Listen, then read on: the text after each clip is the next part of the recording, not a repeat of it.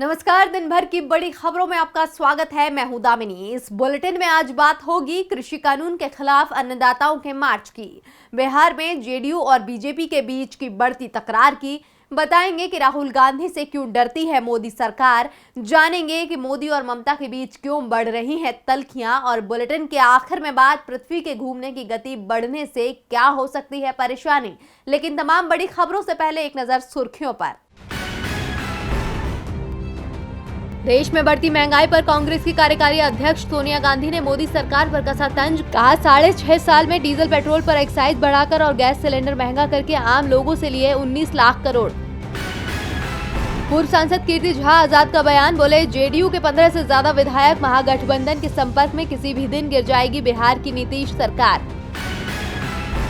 Sydney test में पहले दिन का खेल समाप्त। ऑस्ट्रेलिया ने 2 विकेट के नुकसान पर बनाए 166 रन। टेस्ट सीरीज में 1-1 की बराबरी पर है भारत और ऑस्ट्रेलिया। देश में खुल सकते हैं नए स्टॉक एक्सचेंज, विदेशी स्टॉक एक्सचेंज को भी मिल सकेगी एंट्री। इससे निवेशकों का ट्रेडिंग कॉस्ट भी कम हो सकेगा और उन्हें अधिक फायदा होगा। गिरावट के बाद बंद हुआ सेंसेक्स 81 अंकों की गिरावट के साथ 48,093 पर हुआ बंद। निफ्टी 9 अंक की गिरावट के साथ 14,137 पर हुआ बंद। और सुर्खियों के बाद बात आज की बड़ी खबर की। अन्नदाताओं के आंदोलन को आज 43 दिन हो गए हैं। कल यानी 8 जनवरी को सरकार के साथ उनकी 9वें दौर की बातचीत होनी है। बातचीत से पहले आज अन्नदाताओं ने सरकार पर दबाव बनाने के लिए दिल्ली के चारों ओर ट्रैक्टर रैली निकाली। और इसी मुद्दे पर चर्चा के लिए हमारे साथ स्टूडियो में मौजूद है राजीव जी। राजीव जी, स्वागत है आपका। लेकिन चर्चा शुरू करने से पहले रिपोर्ट देखिए। कृषि कानून के खिलाफ अन्नदाता लगभग 1.5 महीने से दिल्ली के बॉर्डर पर बैठे हुए हैं। उनका मोदी सरकार पर गुस्सा बढ़ता जा रहा है। अन्नदाताओं की मांग है कि कृषि कानून रद्द हो और एमएसपी को लेकर सरकार कानून बनाए, लेकिन सरकार अन्नदाताओं की ये मांग मानने को तैयार नहीं है। कल यानी 8 जनवरी को अन्नदाताओं की सरकार से इन्हीं मुद्दों पर बातचीत हो रही है, लेकिन कल की बातचीत में हल निकल आएगा इसकी उम्मीद दिखाई नहीं दे रही है, क्योंकि कृषि मंत्री नरेंद्र तोमर ने आज कहा है कि जो अन्नदाता आंदोलन कर रहे हैं वो बिल को समझ नहीं पा रहे हैं। देश के करोड़ों अन्नदाता इस बिल से खुश हैं और रोज उनसे अन्नदाताओं के कई संगठन मिलने आ रहे हैं और कृषि बिल का समर्थन कर रहे हैं। कृषि मंत्री के बयान से उलट कृषि बिल का देश भर में विरोध बढ़ता जा रहा है। अन्नदाताओं ने सरकार से बातचीत करने से पहले आज अपनी ताकत दिखाई। दिल्ली के चारों ओर ट्रैक्टर रैली निकाली गई। गाजीपुर से पलवल, सिंगू से कोंडली, टीकरी से कुंडली और रेवासन से ट्रैक्टर रैली निकाली गई। अन्नदाताओं की ओर से दावा किया गया कि इस रैली में 60,000 से ज्यादा ट्रैक्टर शामिल थे। ट्रैक्टर रैली में महिलाओं ने बढ़ चढ़कर हिस्सा लिया। अन्नदाताओं ने 26 जनवरी गणतंत्र दिवस पर भी ट्रैक्टर रैली निकालने का ऐलान किया है और आज की रैली को इसका पूर्वाभ्यास बताया जा रहा है। गाजीपुर बॉर्डर पर अन्नदाताओं के आंदोलन का नेतृत्व कर रहे राकेश टिकैत ने कहा कि सरकार को कृषि कानून वापस लेने होंगे। जब तक कानूनों की वापसी नहीं होगी, अन्नदाताओं की भी घर वापसी नहीं होगी। हम मई 2024 तक आंदोलन के लिए तैयार हैं। 8 जनवरी की बैठक में कोई हल नहीं निकला तो 9 जनवरी से आंदोलन और तेज किया जाएगा। अब देखना है कि आज अन्नदाताओं की रैली का सरकार पर क्या असर पड़ता है और क्या 8 जनवरी को होने वाली बातचीत में कोई हल निकल पाएगा। राजीव जी, अन्नदाता लगातार सरकार पर दबाव बना रहे हैं कि सरकार कृषि कानून रद्द कर दे, लेकिन आज भी कृषि मंत्री का जो बयान है वो संकेत दे रहा है कि सरकार कानून रद्द नहीं करेगी। आज अन्नदाताओं का ट्रैक्टर मार्च हुआ, कल बैठक है। क्या अन्नदाताओं का दबाव काम आएगा? जी दामिनी, दिन ब दिन तेज होते आंदोलन के साथ हमारे अन्नदाताओं को यही उम्मीद है कि उनका दबाव असर दिखाएगा और सरकार कानून रद्द करने पर मजबूर होगी। आज जो ट्रैक्टर मार्च उन्होंने निकाला है उसके पीछे भी गणतंत्र दिवस यानी रिपब्लिक डे की तैयारी है और सरकार को ये याद दिलाने की कोशिश भी है कि गणतंत्र के असली मायने क्या हैं। केवल राजपथ पर परेड निकाल करके सैन्य शक्ति के प्रदर्शन से गणतंत्र दिवस नहीं मनाया जा सकता है। उसकी असली सार्थकता तो तब है दामिनी, जब देश का हर एक नागरिक खुद को सुरक्षित, आजाद और लोकतांत्रिक अधिकारों की शक्ति से संपन्न समझे।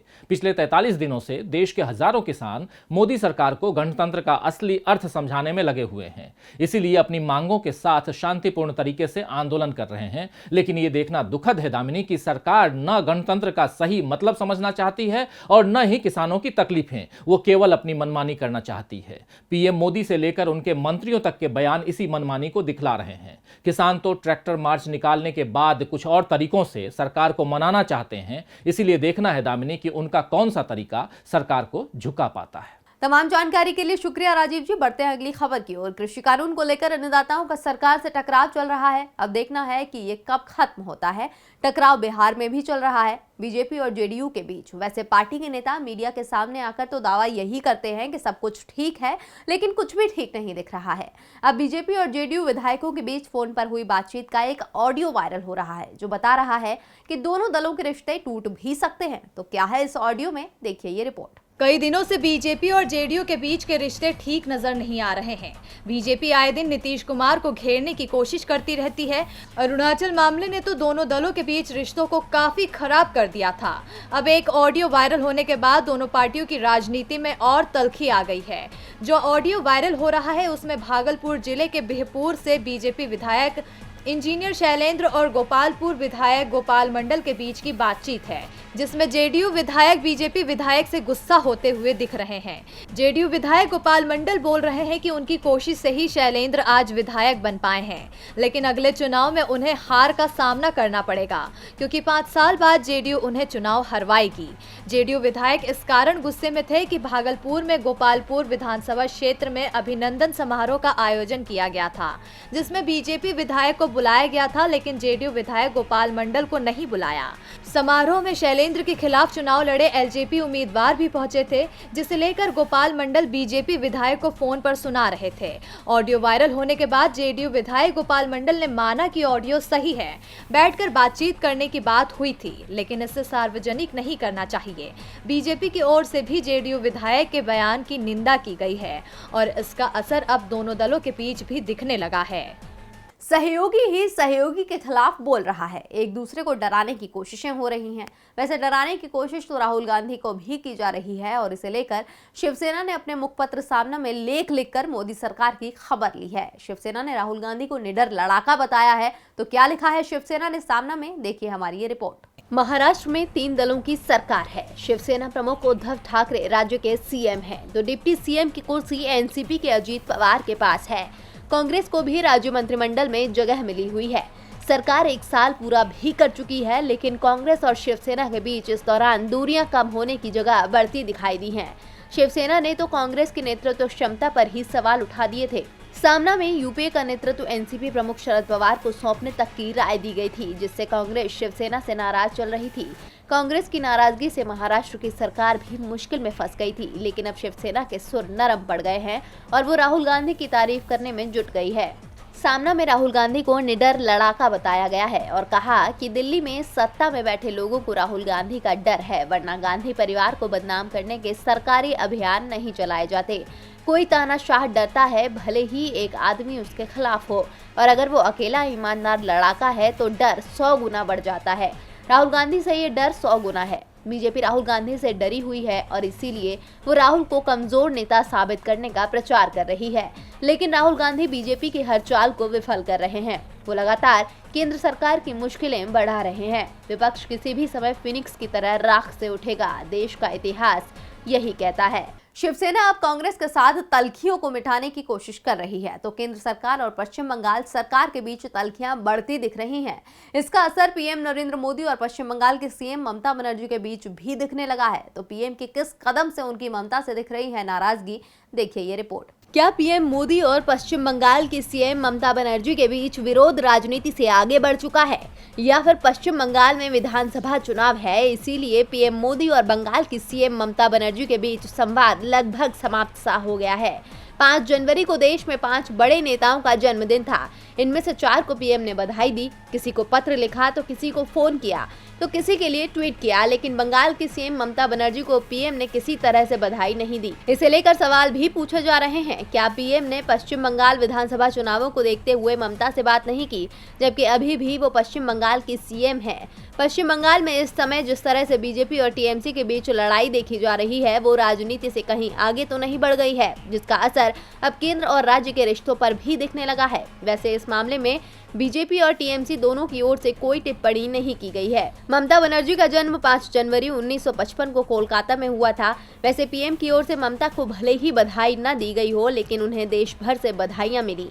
आम आदमी पार्टी के अध्यक्ष अरविंद केजरीवाल, डीएमके के एमके स्टालिन और एनसीपी की सुप्रिया सुले से लेकर बीजेपी नेता और त्रिपुरा के मुख्यमंत्री बिप्लब कुमार देव ने ममता को बधाइयां दी। पीएम मोदी सभी को बधाइयां दे रहे हैं, लेकिन ममता के लिए न फोन न ट्वीट। सामने पश्चिम बंगाल का विधानसभा चुनाव जो है, बीजेपी बंगाल को जीतने की कोशिश कर रही है, लेकिन देश की मुश्किलों पर उसका ध्यान नहीं है। स्वास्थ्य मुसीबत के बाद से ही जीडीपी मुश्किल में है और आने वाले समय में मुश्किलें कम होने की जगह बढ़ती दिख रही हैं। तो क्या मुश्किल आ सकती है आने वाले समय में?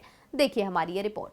2020 की शुरुआत से ही देश के आर्थिक हालात लगातार खराब होते जा रहे हैं। 2019 से 2020 में देश की जीडीपी 4.2% की तेजी से बढ़ी। रही सही कसर इसके बाद शुरू हुई स्वास्थ्य मुसीबत ने पूरी कर दी और 2020 से 2021 की पहली तिमाही में जीडीपी विकास दर -23.9% पहुंच गई। दूसरी तिमाही में ये -7.5% रही। इसका असर नौकरियों पर दिखा और करोड़ों लोग बेरोजगार हो गए। राष्ट्रीय सांख्यिकी कार्यालय यानी एनएसओ की रिपोर्ट के अनुसार 2020 से 2021 की पहली तिमाही में मैन्युफैक्चरिंग सेक्टर में जीवीए यानी सकल मूल्य वर्धन 39.3% रहा। कंस्ट्रक्शन सेक्टर में ये -50.3% रहा है। बिजली में ये -7% है। उद्योग में जीवीए -38.1% और सर्विस सेक्टर में -20.6% रहा। अब इसे लेकर और बुरी खबर आ रही है। IHS मार्केट के economic associate director Poliana de Lima ने कहा कि देश में मैन्युफैक्चरिंग सेक्टर रफ्तार नहीं पकड़ पा रहा है। अब सर्विस सेक्टर की रफ्तार भी धीमी पड़ने लगी है। कारोबार कमजोर रहने से नियुक्तियां रुक गई हैं। श्रमिकों की कमी और मांग घटने से भर्तियों पर रोक लगा दी गई है और दूसरी तरफ लोगों को नौकरियों से भी निकाला जा रहा है। ऐसे में आने वाले समय में देश में रोजगार की समस्या और ज्यादा बढ़ सकती है। और बुलेटिन के आखिर में बात पृथ्वी के घूमने की तेज होती रफ्तार की। आमतौर पर माना जाता है कि पृथ्वी अपनी धुरी में 24 घंटे में एक चक्कर पूरा लगा लेती है। कभी यह गति मामूली धीमी पड़ जाती है, लेकिन इस बार तो सब कुछ उल्टा होता दिख रहा है। तो पृथ्वी की गति को लेकर क्या कह रहे हैं वैज्ञानिक, देखिए हमारी ये रिपोर्ट। वैसे तो पृथ्वी के घूमने की रफ्तार में हमेशा से बदलाव होते रहे हैं, लेकिन अब जो बदलाव हुआ है उसका असर आम जिंदगी पर पड़ सकता है। रिसर्च के मुताबिक पिछले 5 दशकों में पृथ्वी के घूमने की स्पीड में आए बदलाव के कारण पृथ्वी पर हर दिन 24 घंटे से कम होने लगा है। इसी वजह से 1960 के बाद वैज्ञानिकों द्वारा पृथ्वी की गति को लेकर जारी किए जा रहे आंकड़ों के अनुसार 19 जुलाई 2020 सबसे छोटा दिन साबित हुआ। पेरिस स्थित इंटरनेशनल अर्थ रोटेशन सर्विस के वैज्ञानिकों द्वारा जारी किए गए आंकड़ों के अनुसार 19 जुलाई 2020 का दिन 24 घंटे से 1.46 मिलियन सेकंड कम रहा।